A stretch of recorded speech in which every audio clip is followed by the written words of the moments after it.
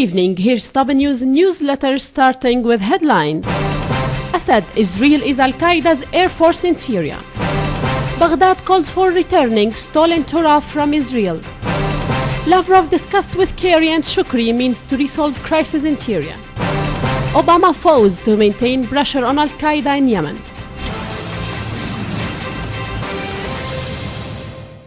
Syrian President Bashar al-Assad, during his interview with American Foreign Affairs magazine, asserted that Al-Qaeda has an air force, the Israeli Air Force, because whenever we make advances in some places, they take the order undermined to army.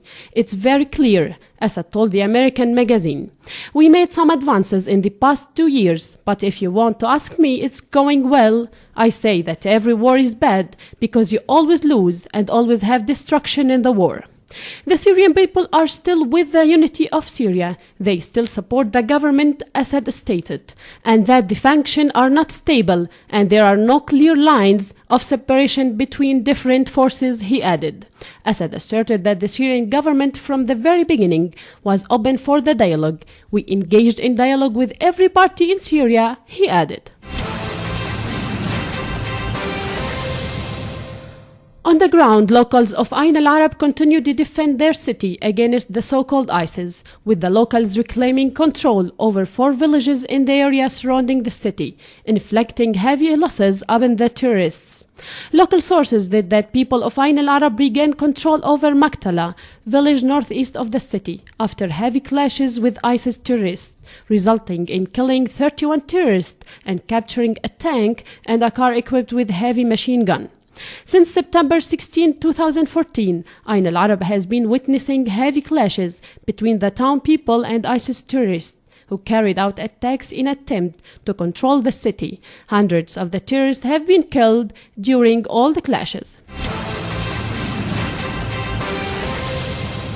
In the Iraqi view, the Iraqi Ministry of Tourism and Antiques protested the Israel's illegal acquisition to Iraqi Hebrew manuscript, claiming the United States that drove these manuscripts years ago under the pretext of resorting it to provide clear answers on this topic.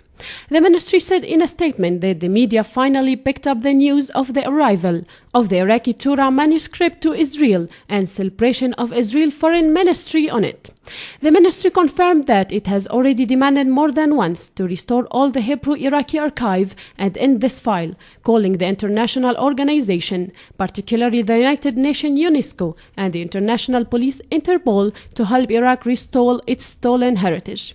The Israeli Foreign Ministry revealed days ago the arrival of the manuscript of the Hebrew Bible and showed photographs of the official celebration in the presence of senior officials. The Russian Foreign Ministry said that Foreign Minister Sergei Lavrov and U.S. State Secretary John Kerry discussed in a phone call the situation in Syria and means to resolve the crisis in the light of inter-Syrian meeting due to be held in Moscow. A statement by the ministry said that the phone call focused on the situation in southeast Ukraine, with Lavrov calling on Washington to pressure Kiev to abandon the military option.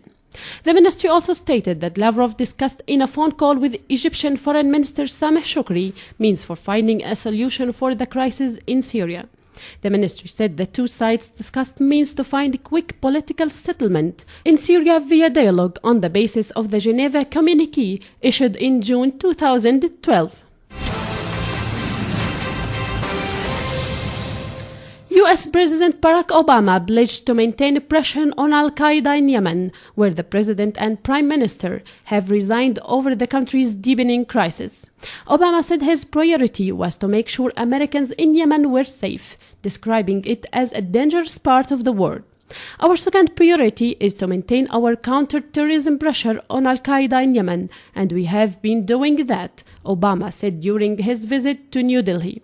I saw some news reports that suggested somehow that counter-terrorism activity has been suspended, he told reporters. That is not accurate. We continue to go after high-value targets inside of Yemen, and we will continue to maintain the pressure that is required. In another context, Obama said that the military option is out, but the US will be looking at all other options to ratchet up the pressure on Russia. On the issue of Ukraine, we have no interest in seeing Russia weakened or its economy in shambles. The side trip was nixed, however, so Obama could fly to Riyadh to pay respects to the late Saudi King Abdullah. That's all for today. Thanks for joining us. I'm Nibal Hneidi. Good night.